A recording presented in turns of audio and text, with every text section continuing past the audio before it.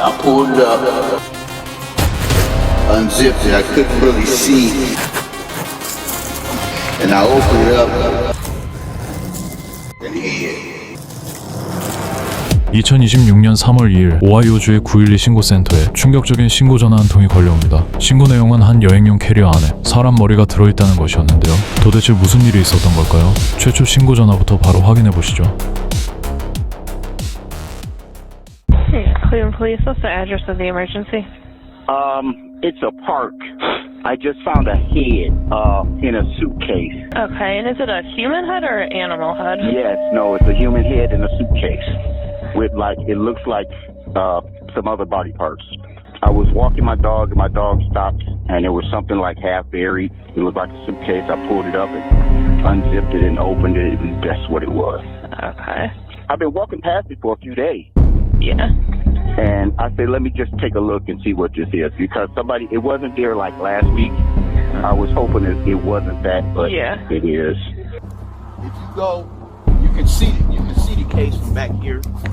It's all the way straight to the back. Close to that sign? Yeah, see the little black. Straight ahead in front of me? Okay. Straight, It's yeah. a suitcase? It's a suitcase. I've been walking past it for about a week now because I take my dog. I stay right here. I take my dog. I usually walk her through there and then come around here. Okay. And for the last week, she's been it was like a mound of dirt. She's been stopped and sniffing like a little too long. Okay. And today I was like, well, I'm gonna take it. I hope it's not what I'm. Right. And it was halfway buried. It's about this thick. It's about halfway buried. I pulled it up, unzipped it. I couldn't really see, and I opened it up and hid. Buried under the dirt it was? Halfway. You Okay. can see a little part of it sticking out. And you said you noticed it for about a week already? Yeah, it's been sitting over there like somebody buried it or Okay. tried to bury it. And like I said, I walk my dog over there and she keeps stopping it. She sniff a little too long. Right. You know, she sniffs stuff. But today I was just like, let me see what the that really is. Okay. So it's back there. All right, I I'll pulled go- it up so it's kind of standing up and it stinks like hell. Okay. You're right here. Yeah. What was your name, sir? Okay. I'm going to check it out. I'll be with you. Thank you. Radio.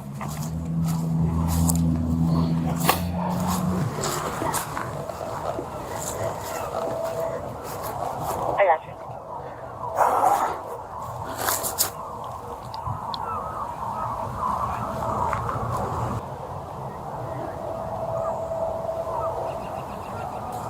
I haven't opened it yet. The dude I talked to, the caller, he said that there was this suitcase partially like buried in the ground that he said he's been noticing for like a week, and his dog keeps trying to get to it. So he said that he pulled it out today and to see what was in there because it was kind of heavy, and he noticed like a head and he just left it and called the police. So I'll just wait till you guys get here before I open it. I ain't opened it yet. I left my flashlight. Oh, you got a flashlight. We're gonna have to look and see. I mean, it's like partially buried. He said it was sticking out for like a week. He finally decided to open it up. I just want to see. You flash your light on. I just want to see if there's any blood or anything on it. No? Yeah. You on? Yeah, I forgot.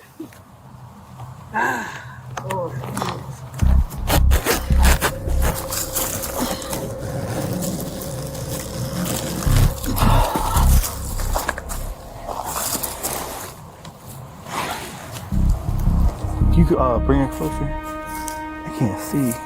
Look like a foot. Yeah, no. Oh yeah, it is. It look like a kid. Yeah. I can't. It's attached. It's just like full in the fetal position.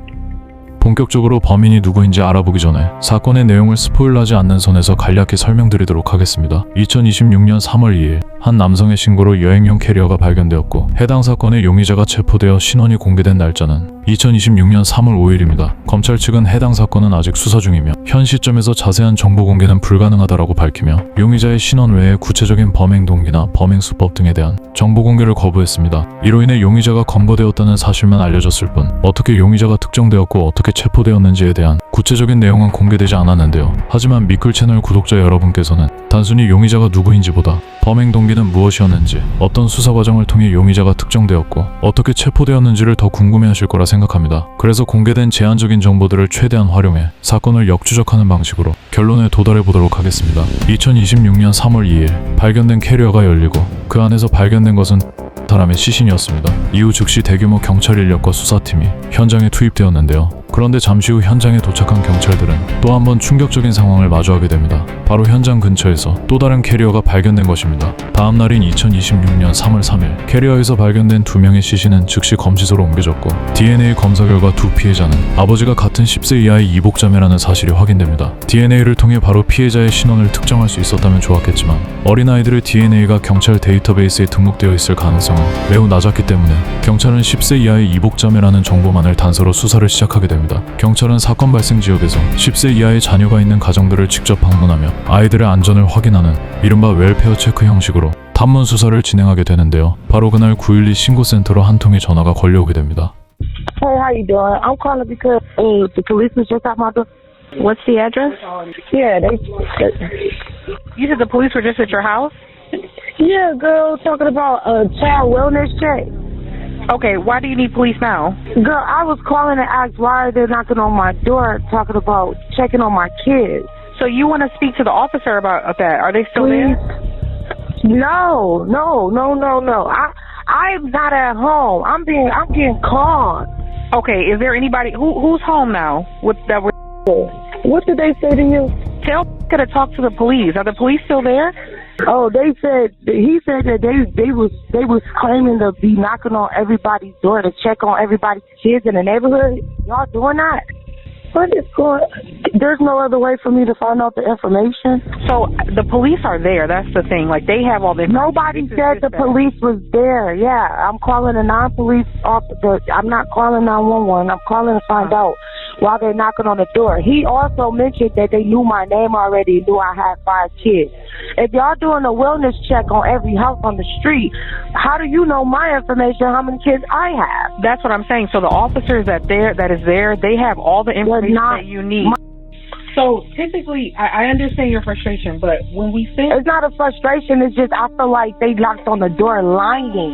okay, so About what they were really at my door for, because it's not like they went okay, door is there to a reason door. you're speaking over me? Ma'am, So I typically called when the you guys to give you the information that I know. You have to let me said speak. that the We police have was to have a there, and I'm conversation. You're begging speaking to over tell you- me. Oh my God. typically Okay, can I speak to the officers? The officers were at your house. This let me say this, okay? When the police are out, you want to ask them all the questions that you have because this is dispatch. Once an officer is out there, it's beyond us. So we don't know exactly everything that goes on once it's past being dispatched. Does that make sense?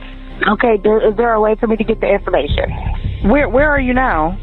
I have court this morning. I have things that I am doing. I am not at home. Okay, so what's your address? We can send an officer back out there so you can ask whatever questions Ma'am, you have. I just said I'm on my way to court. Why would you send an officer to my house? Is at your house?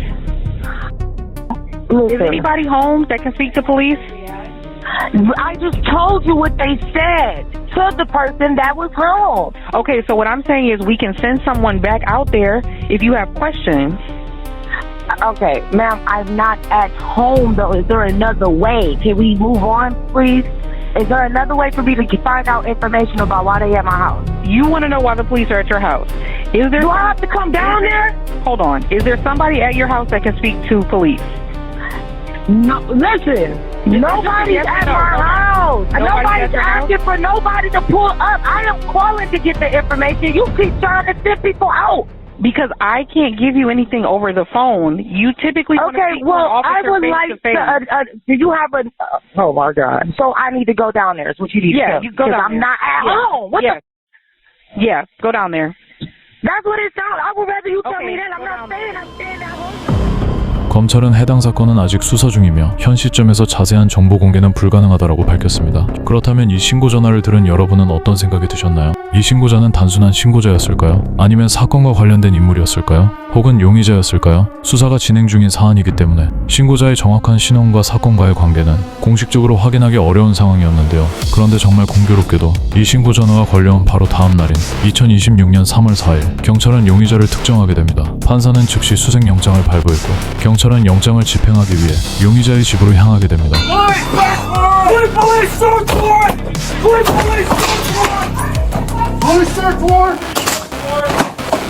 Watch it. Come on down, hands up. Come on down, hands up. Come down now, hands up.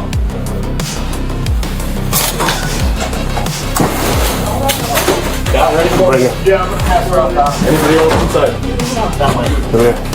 Got her? The girl down. Just hold on 1 second. I'm gonna wait for the car to pull.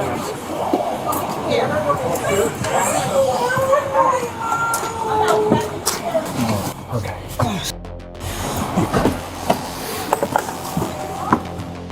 용의자는 긴급 체포되었습니다. 그렇다면 용의자가 누구인지 말씀드리기 전에 피해자들이 누구인지 아직 알려드리지 않았는데요. 피해자의 신원은 용의자가 체포된 이후인 2026년 3월 5일 공개되었는데요. 피해자는 10살 아모르와 8살 밀라, 어린 두 자매였습니다. 그리고 체포된 용의자는 이들의 친모인 28세 알리아 핸더슨이었습니다. 도대체 알리아는 왜 자신의 두 딸을 살해한 것일까요? 검찰의 비공개 수사 진행으로 신문 영상 등을 포함한 정확한 범행 동기와 수법은 아직 공개되지 않은 상태입니다. 하지만 공개된 공소장에 따르면 알리아는 총 22개의 혐의로 기소되었는데요. 혐의는 가중살인 6건, 납치 6건, 살인 4건, 아동위험 방치 3건, 시신훼손 3건, 그리고 증거인멸 혐의입니다. 피해자는 2명인데 왜 살인 혐의가 이렇게 여러 건 적용되었을까요? 그 이유는 한국과 달리 미국에서는 피해자 수가 아니라 살인이 어떤 상황에서 발생했는가에 따라 각각 별도의 살인 혐의가 적용되기 때문입니다. 예를 들어 납치 중 살인, 아동학대 중 살인, 13세 미만 아동 살해 등 적용 가능한 상황이 여러 가지이기 때문에 하나의 사건에서도 살인 혐의가 여러 개 적용될 수 있습니다. 이 때문에 언론에서는 검찰이 사형 또는 종신형을 확실히 적용하기 위해 이러한 기소 구조를 만든 것으로 보인다고 분석하기도 하였습니다. 한편 알리아의 집에서는 6세의 또 다른 자녀도 발견되었고 해당 아동은 현재 아동보호국에 인계된 것으로 전해졌습니다. 두 피해자의 아버지인 디쇼는 알리아와 헤어진 상태였으며 알리아가 2020년 이후로 두 딸을 만나지 못하게 했기 때문에 2020년 이후로 딸들을 한 번도 보지 못했고 어디에서 살고 있는지도 몰랐다고 진술했습니다. 또한 지난 5년 동안 아동보호국에 연락해 긴급 양육권을 요청하기도 했지만 아동보호국에서는 아이들이 집이 있고 침대가 있다는 이유로 아이들을 데려가지 않았다고 합니다. 다시 돌아와 며칠 전 알리아에 대한 보석 심리가 열렸고 알리아에게는 200만 달러의 보석금이 책정되었습니다. 현재 알리아는 구치소에 수감된 상태에서 무죄를 주장하고 있는 것으로 전해졌습니다. 최종 판결까지는 수년의 시간이 걸릴 것으로 예상되며 범행 동기와 세부적인 사건 경위 그리고 9.12 신고자의 정체 등 아직 공개되지 않은 정보들이 많지만 새로운 사실이 공개되는 대로 커뮤니티 게시물 등을 통해 알려드리도록 하겠습니다. 이상으로 영상을 마치며 시청해주셔서 감사합니다.